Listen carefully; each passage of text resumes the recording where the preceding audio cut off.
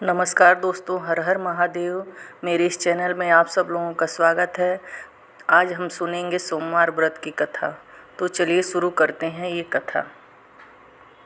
एक गांव में एक बहुत धनवान साहूकार रहता था, जिसके घर में धन की कमी नहीं थी, परंतु उसको एक बहुत बड़ा दुख था। वह इसी चिंता में दिन रात लगा रहता और पुत्र की कामना के लिए हर सोमवार को शिव जी का व्रत और पूजन किया करता था तथा शाम के समय शिव जी के मंदिर में जाकर शिवलिंग के सामने दीपक जलाया करता था। उसके उस भक्ति भाव को देखकर एक समय पार्वती जी ने शिव जी से कहा, महाराज, यह साहूकार आपका अनन्य भक्त है और सदैव आपका व्रत और पूजा बड़ी श्रद्धा से करता है। इसकी मनोकामना पूर्ण करनी चाहिए।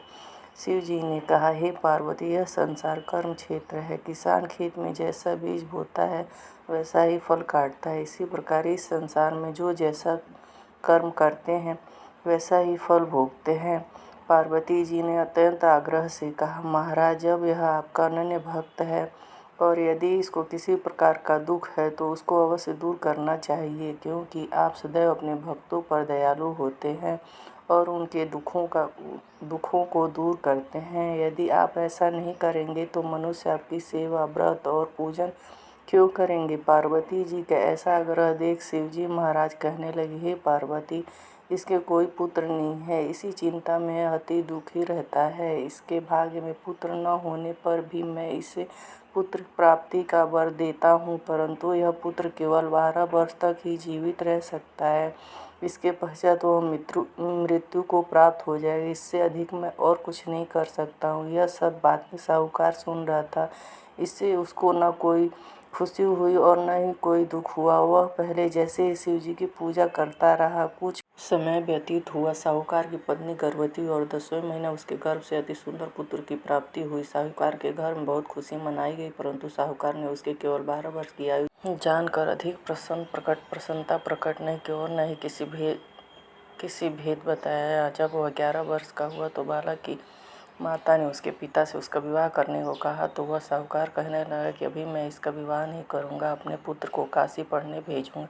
फिर साहूकार ने अपने साले अर्थात बालक के मामा को बुलाकर उसको बहुत सारा धन देकर कहा, तुम इस बालक को काशी ले जाओ पढ़ने के लिए और रास्ते में जिस स्थान पर जाओगे यज्ञ तथा ब्राह्मणों को भोजन कराते जाओ। वह दोनों मामा और भांजे यज्ञ करते और ब्राह्मणों को भोजन कराते जा रहे थे। रास्ते में एक शहर पड़ा। उस शहर में राजा की कन्या का विवाह था और दूसरे राजा का लड़का जो विवाह करने के लिए आया था वाहक आंख से काना था। उसके पिता को इस बात की बड़ी चिंता थी कि कहीं वर को देख कन्या के माता पिता विवाह में किसी प्रकार की अड़चन पैदा न कर।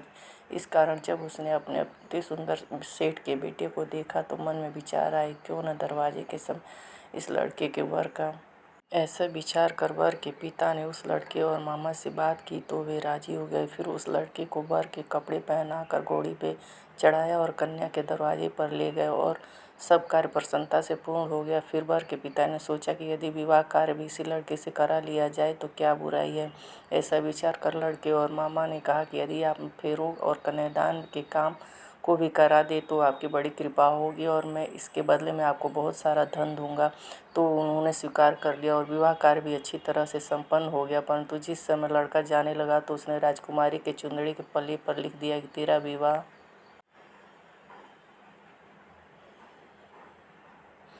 तो मेरे साथ हुआ, परंतु जिस राजकुमारी के साथ तुमको भेजूंगा वह एक आंख का काना और मैं काशी पढ़ने जा रहा हूँ।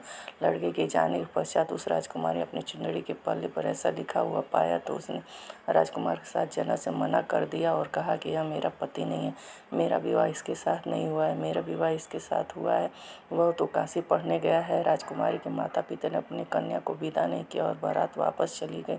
उधर सेठ का लड़का और मामा काशी पहुँच गए। वहाँ जाकर उन्होंने यज्ञ करना और लड़के को पढ़ाना शुरू कर दिया। जब लड़के की आयु 12 साल की हो गई तो उसी दिन उन्होंने यज्ञ रखा था कि लड़के के मामा से कहा, मामा जी, आप मेरी तबीयत कुछ ठीक नहीं है। मामा ने कहा, अंदर जाओ, सो जा। लड़का अंदर जाकर सो गया और उसके प्राण निकल गए। जब उसके मामा ने आकर देखा तो वह मुर्दा पड़ा है तो उसका बड़ा दुख हुआ और उसके मन में विचार आया कि यदि मैं भी रोना पीटना मचा दूंगा तो यज्ञ का कार्य अधूरा रह जाए। अतः उसने यह कार्य समाप्त कर ब्राह्मणों के जाने के पश्चात रोना पीटना आरंभ कर दिया। संयोगवश उसी समय उसी समय शिव पार्वती जी भी उधर से जा रहे थे। जब उन्होंने जोर जोर से रोने की आवाज़ सुनी तो पार्वती जी कहने लगी, महाराज कोई दुखियारा रो रहा है, इसके कष्ट को दूर कीजिए। जब शिव जी पार्वती ने पास जाकर देखा तो एक लड़का मुर्दा पड़ा था। पार्वती जी कहने लगे, महाराज यह तो उसी सेठ का लड़का है जो आपके वरदान से हुआ था। शिव जी कहने लगे, हे पार्वती, इसकी आयु इतनी थी, वह यह भोग चुका। तब पार्वती ने कहा, हे महाराज, इस बालक को और आयु दो, नहीं तो उसके माता पिता तड़प तड़प कर मर जाएंगे। पार्वती जी ने बार बार आग्रह करने पर शिव जी ने उसको जीवन वरदान दिया और शिव जी की कृपा से लड़का जीवित हो गया। शिव जी और पार्वती जी कैलाश पर्वत की ओर चले गए। तब वह लड़का और मामा उसी प्रकार यह करते तथा ब्राह्मणों को भोजन कराते अपने घर की ओर चल पड़े। रास्ते में उसी शहर में आए जहाँ उसका विवाह हुआ था।